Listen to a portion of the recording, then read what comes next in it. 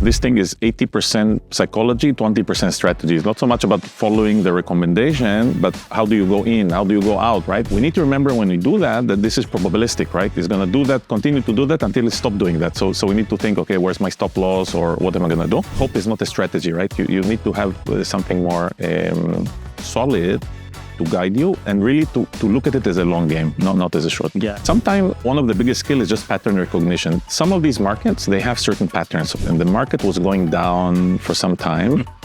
And I was doing this NASDAQ 100. I was able to short it, and maybe there's like 500 points in a single day. And then using technical analysis, I identified, okay, there's some level of support here that is a good chance the market will bounce.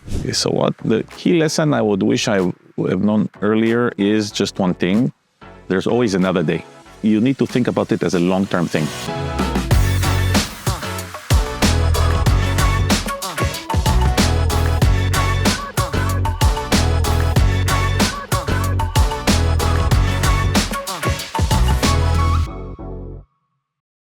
Hello everyone, welcome to this episode of Chat the Charts with IG, the podcast where we explore trading strategies and market trends to help you trade smarter. My name is Adam, Premium Client Manager at IG and your host for today's episode. And joining me today is Ori. Thanks for having me, it's very exciting. So Ori is a very experienced trader who has navigated various market conditions, and he is here to share with us his insights into his trading journey, strategies and lessons learned. So without further ado, let's jump straight right into the first topic, which is overtrading. So Ori, many traders face the challenge of overtrading with information overload coming from different sources, such as you read the news on the internet or you get a trade recommendation from a friend. How do you actually manage your passion for trading while maintaining discipline and not to overtrade?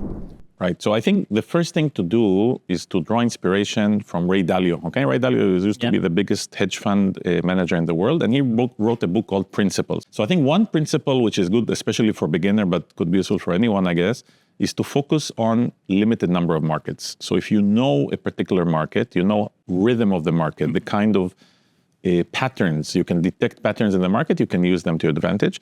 A second thing is about mastering your emotions, because this thing is 80% psychology, 20% strategy. It's not so much about following the recommendation, but how do you go in, how do you go out, right? Even the recommendation is right, let's buy NVIDIA, it's gonna go 100% up, but maybe it's gonna go 20% down first, right? So how do you manage yourself? What do you do with that? A third thing is about using trusted sources of information, right? So while we can follow a recommendation from anyone, or we can see a TikTok, we can see YouTube, we can see an ad, I think at the end is really, we need to make up our own opinion. And as part of that, we can use research it doesn't have to be paid research, but we can look at the news, look at trusted sources to find out what is the truth. The reason is that today we're really living in a post-truth world, right? So at the end, I think that part is important. The last principle, which I think is really, really critical, is to reflect on what we do, right? When we're successful, then we celebrate. We can say, I'm so good, I'm a genius, I'm the best in the world, I don't need to reflect. When we lose, right, we need to ponder a bit, but sometimes we don't use it to reflect. So Ray Dalio, the same person, he has this principle called pain plus reflection equal progress, which means the moment we have the pain, right? If we lose money, to some of us, even lose $1 is a lot of pain. For some of us, it's different. But at the end, the loss is a pain. How do we use that to think, what did I do wrong and to improve? Rather than say, this thing happened because I'm not lucky or because the market is not fair, because we need to remember the market by definition is not fair. So that to me are the key things. Yeah, thanks, Ori. I think you summed it up really well. I think you mentioned quite a good few points, like don't focus on too many products, too many markets, because then it makes your trading very inefficient. And then you also mentioned about the psychological part, whereby it's 80% psychology, 20% based on your strategy. So there are many traders we see, right? They get hit by big losses. They tend to want to get back into the market to trade very impulsively. So how do you manage that? So to me, first of all, maybe sometimes I will be impulsive, but I think the best approach is to think how to set some limits on all this, right? So one part is maybe how many trades per day, how many per week, how much money in the account. Another thing is, which I find useful for me, is when making a string of losses, can I take a pause, maybe a week, maybe even a month, just to cool down and forget about it. And I find that also the same is true while making money, right? So if you make a lot of a profit, I guess the nature of the mind or whatever it is that now you feel, okay, I'm invincible, I'm like Superman, now I'm going to do anything I do. And then this kind of mindset is actually very dangerous. So I feel that when we have extreme results, and this we can measure, right? Because any tool, we can see how much weekly, monthly, you have all these reports which are easy to generate. Then we can say, okay, I have this rule that in this time I will stop, reflect, and this will prevent the kind of revenge trading, which will usually give bad results. So in general, like what's the time frame, you stop for if you lose money? Is it the same if you also make like... To me, I think it also depends on the magnitude. Right? If it's very big, then probably need a bigger time to reflect. If it's small, so maybe it's between a week to a month, depending on what it is. I find also some periods, like maybe year end or first week of the year, sometimes I feel maybe it's better to let trend, either illiquid or the trend is not really there yet. I find sometimes it's better to step back, but this is a personal preference. Okay, so Ori, there are many different approaches to trading. Some traders have their own ways of analyzing markets. Some just use purely technical analysis. Some use fundamental analysis. Some simply just use a combination of both. What would you say your approach is, and can you share with us your process in terms of like forming a trade idea? So I think, first of all, whatever process it is, the person needs to have their own confidence and certainty about what they do. Because if you get an idea from somebody else, you're not even sure why it's right or wrong, you may not be able to follow through. Now, to me, what I find is useful is to take a macro view, which is fundamental, to look at what is going on in the world. So when you look at that, if we accept what he says, it seems that the common view of most people that interest rates are going to go down may not be true. So when we look at that, we can form an opinion for a bit of a longer time frame. I do not believe it can inform trading, right? We cannot use this to say, okay, now the market is going to go down tomorrow, and then let's take all the money and take a loan from don't know where and on a short position. But rather is that if we see opportunities to the downside, or if interest rates to the upside of the interest rate, then we can say, let's go into them. So to me, the other part of it is really more technical. Okay, why technical? Because technical analysis is a discipline that already exists for over 100 years. And what it talks about is about the fact that the price is the main thing, the pattern of the price, because the price includes all the knowledge of all market participants. So when you look at these patterns, there are basic ideas, and there are books about it that some of them date like 100 years ago or 90 years ago. And we can see certain patterns, and some of them are simple patterns, like if the market is range bound, there will be support and resistance. You go up and down, touch it a few times. So if we see a market like this, it will be quite easy to sell it at the top or buy it at the bottom and see this thing unfolding. We need to remember when we do that this is probabilistic, right? It's going to do that, continue to do that until it stops doing that. So we need to think, okay, where's my stop loss, or what am I going to do? Now, in the same way, we can look at other patterns. So a breakout above the resistance or below the support will give us an indication that something is happening. So using these ideas or other patterns, we can have certain confidence about our trading. To have this confidence, especially for a beginner, I think need to do some back testing. Or in the case of using IG, you can do a demo account, right? So I can use a demo account, I try these ideas, then I lose a lot of money and say maybe this idea is not good. And you need to remember real money is different. So when I do trading account, maybe, which is a demo account, I might be very calm about it. I do a real account, I lose $100, I get very stressed, then my results are different. So we need to understand that psychology is very, very important. Right, perfect. So just to summarize what you said, so fundamental analysis is more for like long-term trading / investment. Yeah. So for more short-term intraday, you would actually look at technical analysis. You also mentioned that your way of processing or forming a trade idea is to just spot the support and resistance levels. Would you say that would be something that you recommend to beginner traders out there in terms of like a more structured approach? I think the one thing is to try to focus on one market that you feel that you're familiar with it, okay? Ideally, it's a liquid market, not to say I'm going to some tiny market where I cannot even get the price. Then you see the patterns. Sometimes one of the biggest skills is just pattern recognition. Some of these markets, they have certain patterns. So let's say it's a US market, maybe before opening, based on the news in other countries, they will behave in a certain way.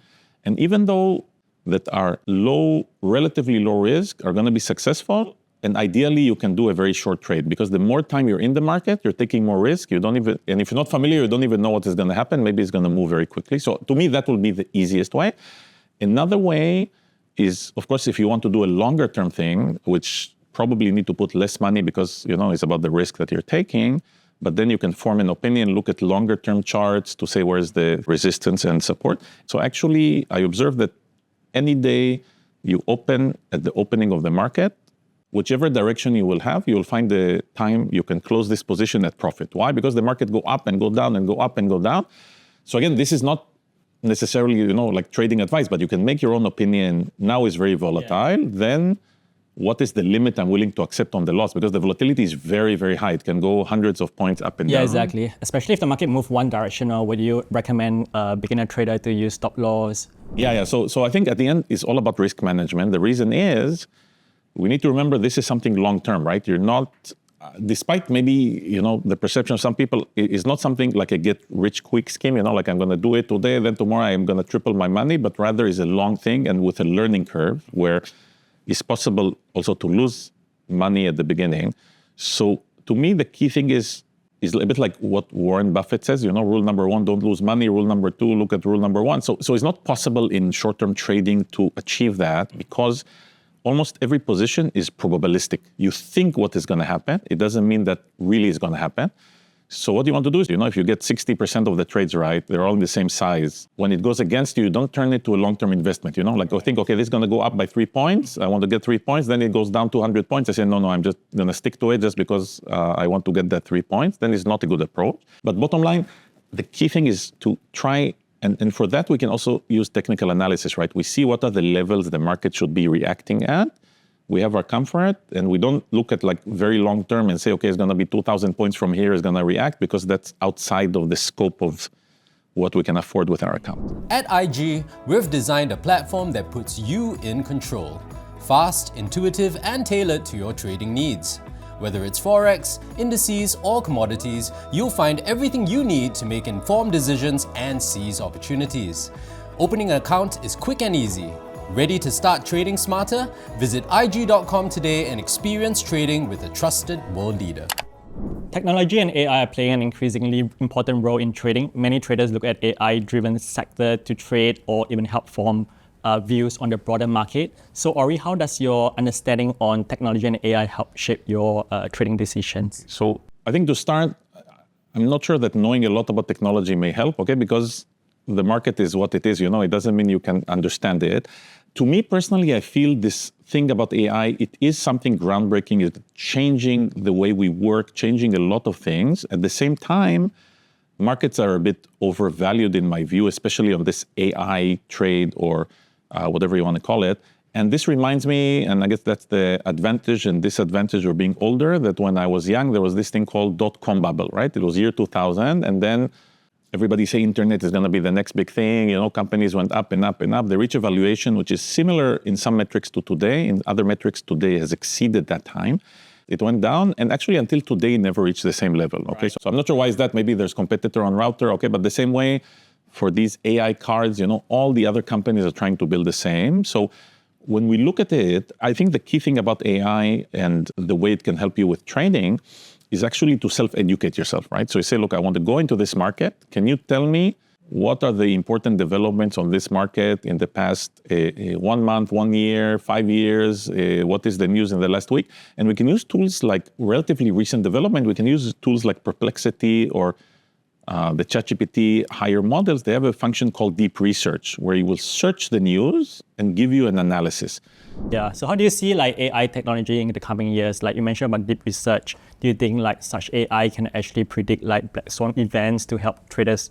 Philosophically, I think there's a challenge because it will never predict black swan, but to predict the black swan is very difficult because psychologically it's difficult, right? At the moment of the top, everybody's bullish. Right. So that also reinforces to me a bit the feeling that is a bit overvalued, because in the past month or 3, you have all these people who are bears and they basically capitulate, right? They get out of the market. There was this guy, Hindenburg, they were doing shorting, and it was very high profile, very famous. One of the biggest trades was this thing called Nikola. It's like an EV company, and they said this company is a scam, and they look at, there's some YouTube video that they're showing how their van or car or Jeep is working.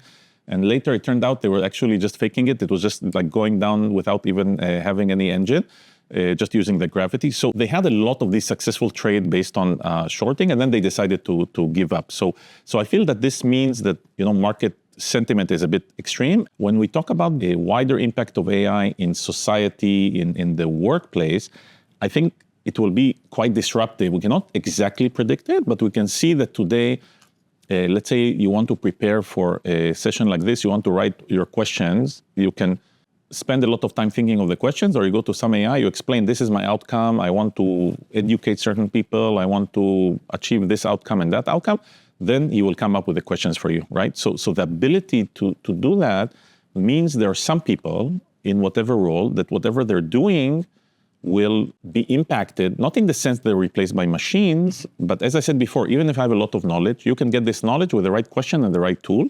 So it means a lot of roles, maybe they can be achieved by another person who's less educated, less experienced, but he knows and is passionate about using the AI. So because of that, what I feel is that the larger market will go through some adaptation. Different industries will adopt it in a different pace, but in a certain way, and I can quote, there's this person, which I feel his ideas about this are interesting. His name is Peter Diamandis. He has his own podcast called Moonshot. And he said a couple of years ago that by 2030, there will be only two types of companies, okay? One is those who adopted AI, and the other kind is the ones who are out of business, okay? Because the moment you adopt the AI, you'll be able to get better results with less expenses, and this will change the whole dynamic. So when you look at the whole economy, it might be a bit worrying because some people may lose jobs, as we see today in the US. Thanks, Ori, for sharing your valuable insights on AI. I think we have learned a lot on AI today. Every trader has those moments where a trade goes exactly as planned or completely the opposite.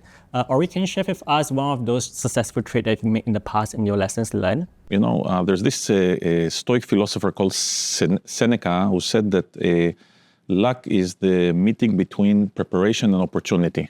I think to be successful, you need to have a plan. You think, what am I doing? What am I looking for? And you also need to be able to have enough courage to take action at the time the opportunity comes, right? So I had one example of this around October 23, right? And the market was going down for some time. And I was doing this NASDAQ 100. I was able to short it, and maybe there's like 500 points in a single day, which means actually you can potentially double the money on the position you're having. And then using technical analysis, I identified, okay, there's some level of support here that is a good chance the market will bounce. So maybe 20 points away or whatever, I reversed the position, actually becoming long. And then the market went up. So on that day, I think on that position, whatever size it was like 3 times, or maybe 4 times if I really increased it. I'm not sure, okay? So it's like insane. So one lesson is, like I said, if you have an idea, you wait for the right timing. You don't just say, okay, I have this idea, let's do it today. You don't look at the situation and the pattern. But the second lesson later, I realized that, okay, I felt so smart, because, and I was in the plane actually. I was like, flying somewhere, and I said, wow, I'm doing this like in one day, can get this amount of money. Then for the next 2 weeks, I was actually like just losing money because, so to me, like I said, the real lesson is when you have a big success, okay, and obviously doubling your whatever amount is a big success, is to really take time to reflect, to take a pause, relax, not be like heated in the moment, because the brain, when you have such a success, you'll have dopamine, you'll have adrenaline, you have different things, and then it may not serve you necessarily in the sense that you'll get better results later. Right, yeah. So looking back at all of your successful trades and also the bad ones, what's one of the important lessons you wish you had known earlier? Okay, so what the key lesson I would wish I would have known earlier is just one thing. There's always another day, okay? So the impulse I would have is to say, listen, this is what I have. I must make my mark with this account right now, and that's it, like I have to be successful now. Whereas actually you need to think about it as a long-term thing, right? Even if you make every day 1%, you will create compounding. So to me, I think the main lesson is first is a long game, is not a hit and run kind of thing. So it's a question of what you do. So to me, the main lesson is start with baby steps, consistency in earning and hoping. Yep. Okay, so another way to say it, hope is not a strategy, right? You need to have something more solid to guide you, and really to look at it as a long game, not as a short game. Yeah, so no impulse trading, no revenge trading, just trade calmly and look at the big picture. Sure. Yeah. IG offers many powerful tools for traders, from advanced charting to risk management features. Which tools have had the biggest impact on your trading? So to me, what I find the most powerful part of it is really the ease of use, where it's very accessible. It covers a lot of markets. The ability to really execute what you want, putting the limits, putting all that. I believe in many platforms you can do all of this. I just find that is very straightforward. There's no commission, so maybe the spread is larger or whatever, but it's very, very clear. And the service is good, so I find it to be useful. Yeah. So there are many brokers out there in the market, and traders all have their own preferences based on their trading style needs. What makes IG stand out for you? Like I said, I think this is the ease of use. Yep. I think it's also the mobile experience. I feel, again, I'm not sure I tried everything which is in the market, right? But I feel the mobile experience is very friendly. And beyond that, I like I said, I think it's the variety of the offering, which again, I didn't do a study to compare, what is offered where, but I find is very comprehensive, and new products are added, so it allows, if you have an idea about something, you will be able to find it there. Yeah, so for you as a trader, you find that the platform, the mobile app, the ease of use is the most important, and then the cost and etc. Exactly, yeah. So we have covered a lot today, from balancing trade discipline to forming trade ideas to leveraging technology and AI. A big thank you to you, Ori, for sharing your insights with us today. Thanks for having me. Okay, now that I know about this channel, I'm going to subscribe. Yeah, so don't forget to subscribe to Check the Charts with IG for more expert insights. Visit IG.com to explore IG's platform and take your trading to the next level.